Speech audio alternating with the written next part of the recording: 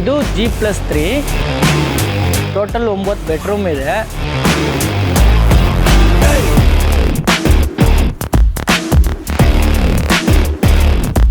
Plum level check ಮಾಡ್ತೀವಿ, tube level check ಮಾಡ್ತೀವಿ. Tube light ಇಟ್ಕೊಂಡು ನೀಟಾಗಿ ಚೆಕ್ ಮಾಡ್ತೀವಿ. ಏನಾದ್ರು ಮಿಸ್ಟೇಕ್ ಆದ್ರೂ ಆ ಮಿಸ್ಟೇಕ್ನ ಸರಿ ಮಾಡಿ ಆವಾಗಲೇ ಕೊಟ್ಬಿಡ್ತೀವಿ.